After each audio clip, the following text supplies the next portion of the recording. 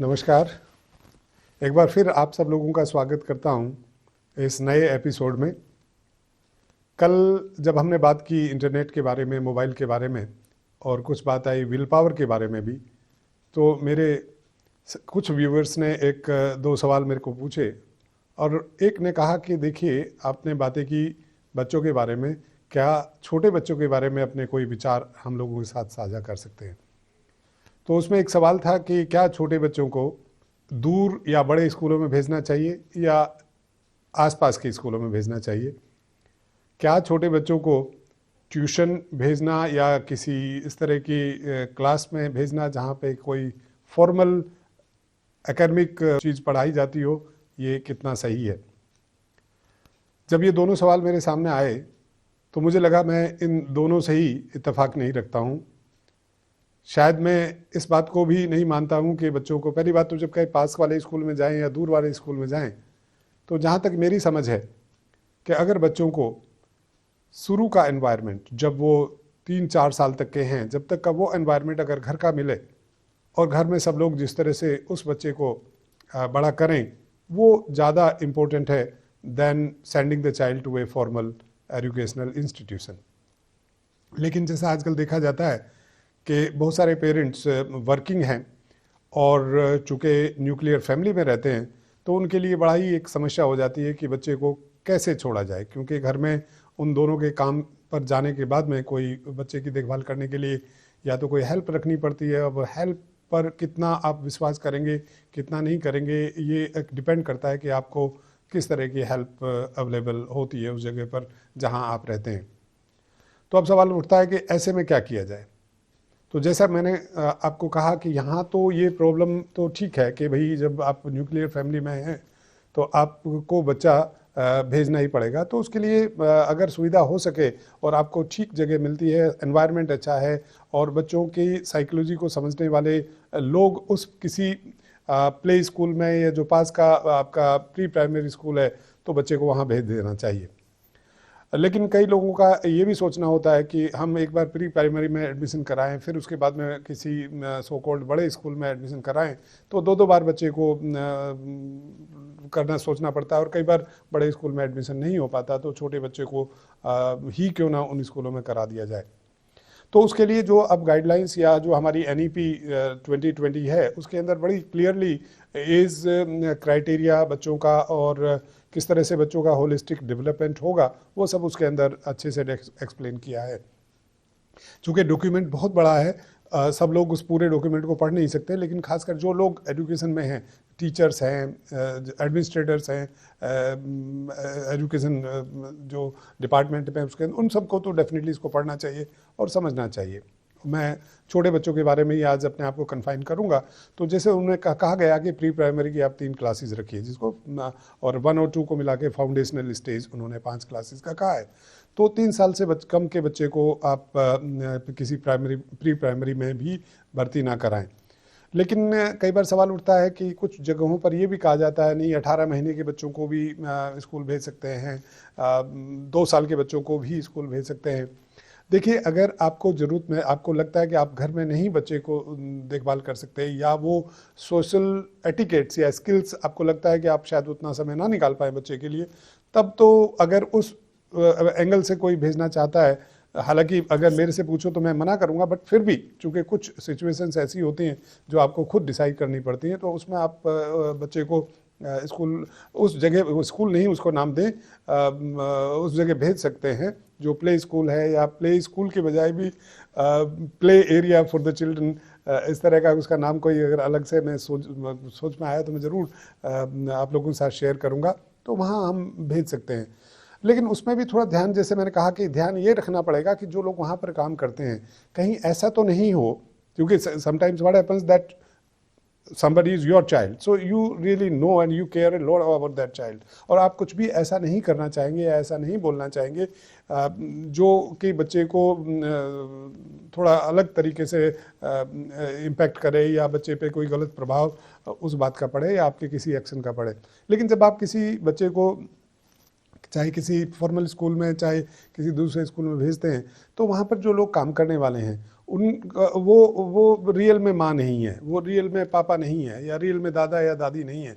मैं किसी के ऊपर कोई डाउट नहीं कर रहा हूँ, but sometimes what happens that if somebody is coming to school and there would have been something at home, and if that person on that day does not really interact with the child, with the children there in the school or in that institution, that play school, तो एक दिन में बच्चों के ऊपर थोड़ा सा कहीं ऐसा ना हो कि कोई नेगेटिव इम्पैक्ट आ जाए। तो आप ज़रूर बच्चे को कहीं पर भी एडमिट कराने से पहले आप ज़रूर देख लें, ज़रूर पता कर लें, चाहे वो फॉर्मल स्कूल हो, चाहे वो कोई प्री प्राइमरी स्कूल हो। तो एक तो ये ज़रूर ध्यान रखें, और दूसरा इस बात का ना सोचें कभी भी कि वहाँ पढ़ाई कितनी होती है। फॉर्मल पढ़ाई के बारे में, उसके बारे में बिल्कुल ना सोचें। आप देखिए कि वहाँ पर बच्चे को इन्वायरमेंट इस तरह का कैसे मिलता है कि वो सोशल एटिकेट सीख जाए, एक ग्रुप में बड़ा होना सीख जाए, चीज़ें शेयर करना सीख जाए, एक दूसरे के साथ किस तरह एक दूसरे की केयर करें वो सीख जाए, ठीक से चलना सीख जाए, बैठना सीख जाए। ये सब चीज़ें अगर बच्चा थोड़ा सा धीरे धीरे खेल खेल में, वो भी नहीं कि बच्चे को उस जगह ये बताया जाता हो कि तुम्हें एक लाइन में चलना है, तुम्हें बैठना है, तुम्हें खड़े होना है। अब कोई हम ड्रिल, मिलिट्री ड्रिल इस वक्त में बच्चे को नहीं कराना चाहते। वो बच्चे को पता भी ना चले कि भाई मुझे कुछ सिखाया जा रहा है, और आप इस तरह से चीज़ें अपनी प्लान करें, या उस इंस्टीट्यूशन में चीज़ें इस तरह से प्लान होती हों कि बच्चे आराम से उन चीज़ों को सीख जाएं और उनको वहाँ पे आना अच्छा लगे, और वो जो भी 2 घंटे 3 घंटे 4 घंटे उस जगह पे हों, उस एनवायरनमेंट को एंजॉय करें। मैंने देखा है जहाँ मैं काम करता हूँ इस स्कूल में भी और अदरवाइज़ भी मैंने देखा कि ये बड़ा अचंभा सा होता है कि नर्सरी, प्रेप 1 2 ये बच्चे भी ट्यूशन जाते हैं। तो मुझे किसी पेरेंट ने ये बात भी पूछी थी कि भाई क्या हमें भेजना चाहिए?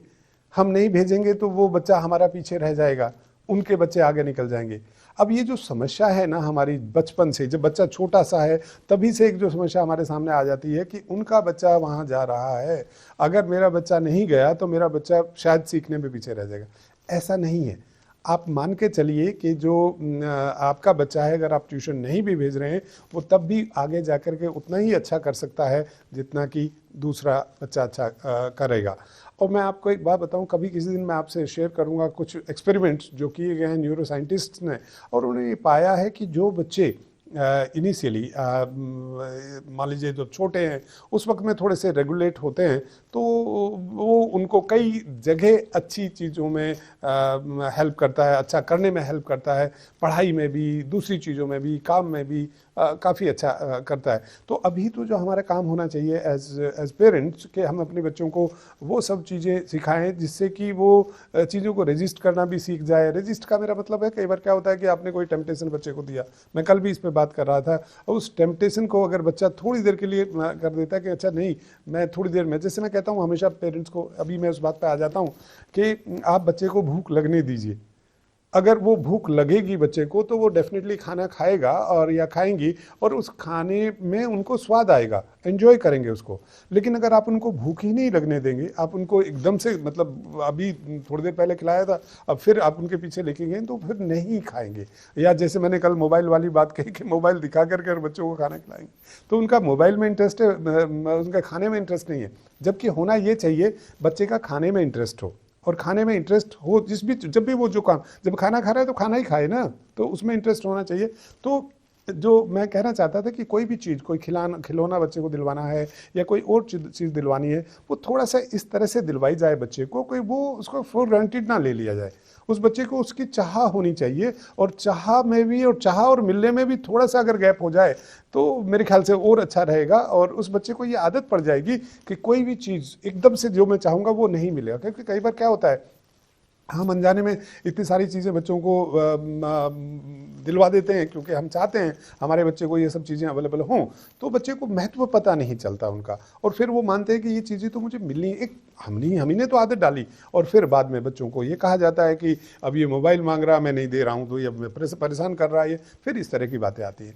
तो वो थोड़ा सा हमें ध्यान देना पड़ेगा। और जहाँ तक ट्यूशन की और इनकी बात है, मैं तो वैसे ही ट्यूशन या कोचिंग से कोई बहुत ज़्यादा मेरा मैं नहीं, मतलब उसको ज़्यादा अप्रिशिएट करता, बट कई जगह ज़रूरतें होती हैं तो करना चाहिए। बट जो छोटे बच्चे हैं, खासकर जो अपने नर्सरी, केजी, प्रेप 1 2 वाले बच्चे हैं, इनको तो किसी भी हालत में ट्यूशन ना भेजें तो बहुत अच्छी बात है।